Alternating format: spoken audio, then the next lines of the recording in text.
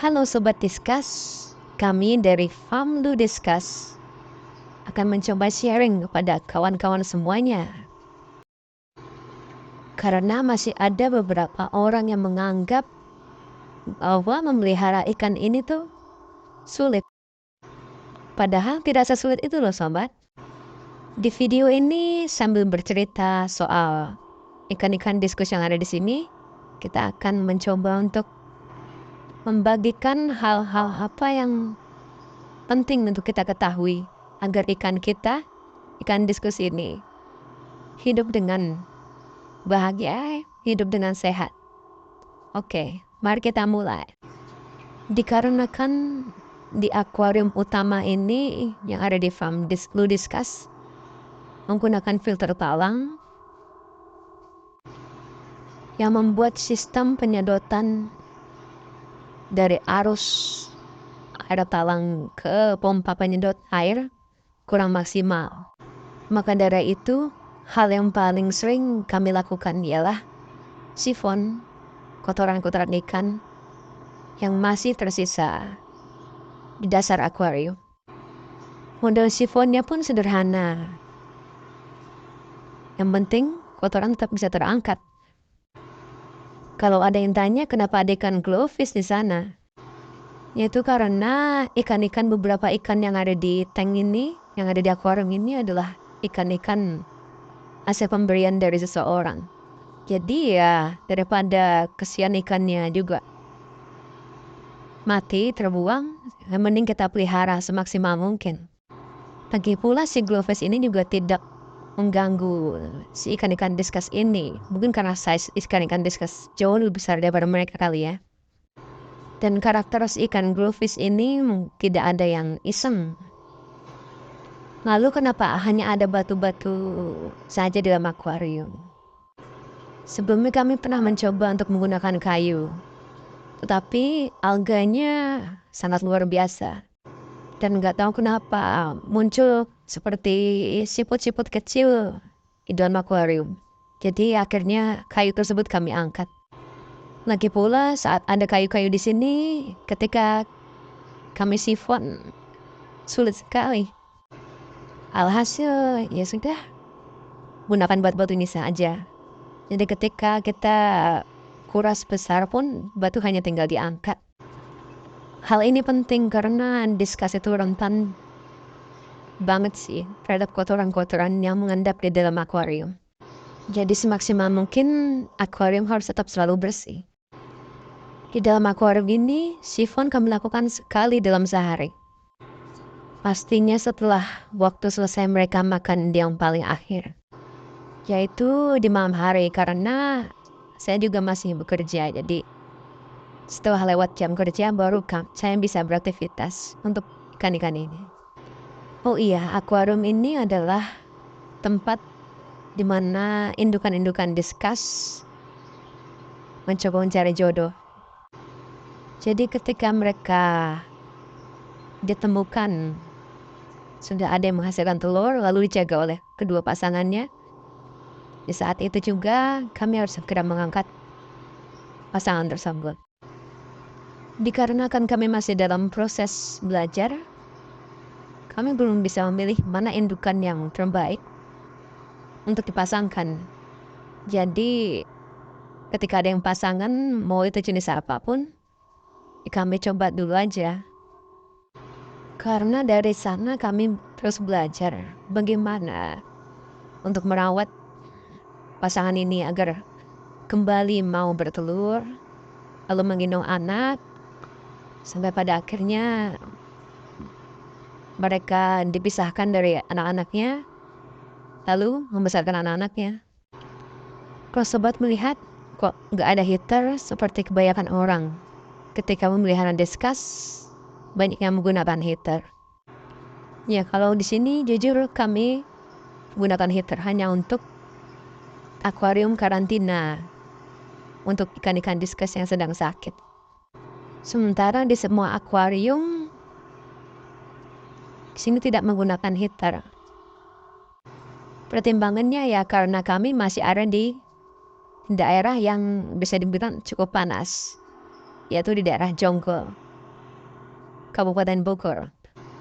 Dikarenakan akuarium besar kami hanya punya satu di sini, jadi ikan di dalam akuarium ini selalu berganti-ganti. Jadi di dalamnya ada ikan diskus yang jomblo dari dia kecil sampai besar. Ada yang belum pernah dapat pasangan sama sekali.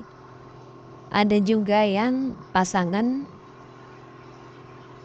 yang sudah tidak pernah bertelur lagi. Akhirnya kami kembalikan ke akuarium ini. Lalu ada juga yang dulunya pernah berpasangan, tetapi pasangannya sudah mati. Nah, ini dia sobat. Cara kami mengumpulkan air bekas sifon akuarium. Kami masukkan ke dalam botol, lalu kami gunakan untuk menyiram tanaman. Selama ini ada beberapa tanaman yang bagus ketika dikasih air bekas akuarium, bekas kotoran ikan-ikan ini. Jadi bermanfaat sekali. Kalau dilihat kok sederhana sekali ya. Farm di mana-mana sudah menggunakan pipa-pipa segala macam. Ya baik lagi karena kami baru memulai. Sementara kami tidak punya penampungan air mengganti yang besar seperti di Torrent. Jadi kami menggunakan sifon yang kecil agar pembuangannya tidak terlalu besar. Dan ketika kami mengganti airnya pun tidak terlalu banyak debit air yang kami ganti di dalam akuarium di sini. Dan juga untuk akuarium utama ini letaknya berada terpisah dengan akuarium lain. Untuk maintenance agak sedikit merepotkan. Nah, setelah disifon, jangan lupa nih kita juga membersihkan filter busa di layer yang pertama. Kalau ini ya paling sekitar 2 atau 3 hari sekali kami cuci. Kami menggunakan filter ini salah satunya agar bisa cuci kembali. Jadi tidak banyak membuang sampah. Sejauh ini cukup efektif sih, walaupun kami juga awal-awalnya menggunakan kapas putih biasa. Namun setiap maksimal sebulan sekali kami harus ganti. Jadi untuk 2 bulan kebelakang ini kami baru mencoba nih filter dengan teknologi honeycomb seperti ini. Untuk pembersihan total di talang, biasanya kami bersihkan sekaligus ketika kami sedang menguras akuarium ini. Agak sedikit repot karena kami tanami tanaman-tanaman di atas talangnya. Ini dia salah satu proses pembersihan dari filter yang tadi. Kebetulan air di kediaman kami cukup deras. Jadi kami gunakan semprotan. Hasilnya juga sudah lumayan cukup bersih. Harapannya semoga filter ini cukup awet sehingga kami tidak perlu terus-terusan untuk membeli busa yang baru. Bukan berarti busa ini tidak ada kelemahannya ya sobat. Mungkin karena teksturnya yang cukup padat dan keras, jadinya air dari pipa pengeluaran meluber ke samping talang, yang membuat penyerapan kotoran tidak semaksimal seperti biasanya. Sehingga yang kami lakukan adalah memotong filter ini pas dengan ukuran lebar talang agar tidak ada celah bagi air melewati busa tersebut. Intinya sih sebenarnya untuk memelihara ikan diskus ini kita harus rajin. Ya pasti dan juga sih karena kita lihat ketika akuarium menggunakan filter yang baik, hal-hal seperti ini tidak perlu kita lakukan setiap hari. Ya karena filter yang kami gunakan juga biasa aja. Jadi mau gak mau kita harus rajin setiap hari untuk membersihkannya. Pastinya ada harga ada rupa. Nah jadi air yang sudah kami endapkan selama 3 hari lalu kami berikan aerator setiap harinya. Dan juga garam ikan disertai dengan karang jahe. Ini yang kami lakukan setiap selesai sifon. mengisi kembali air yang telah terbuang. Sehingga air baru selalu ada dalam akuarium ini. Nggak banyak sih, tapi yang penting ikan juga terlihat baik-baik saja. Kalau dilihat-lihat, kelihatannya merepotkan sekali ya sobat. Tapi kalau kita perhatikan di sini, melihat keindahan dari warna-warna ikan ini, hal tersebut sepertinya terbayarkan kok dengan melihat keanggunan mereka berenang-renang di dalam akuarium. Melihat mereka sehat aja sudah merupakan kepuasan terhadap diri sendiri. Nah, kebetulan si ikan san merah ini saya temukan kotorannya berwarna putih. Jadi mau nggak mau, saya harus siapkan ikan tersebut masuk ke dalam akuarium karantina.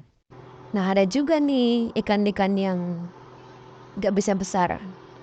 Padahal dari kecil ada 8 ekor blue diamond. Tetapi dari ke-6 ikan tersebut, hanya 2 yang ukurannya hanya mentok segitu, nggak bisa besar-besar. Mungkin karena kelainan gen atau gimana, saya juga kurang tahu. Oke, sampai di sini sobat hasil cerita dan sharing mengenai pemeliharaan ikan di sini. Sampai jumpa di lain waktu. See ya.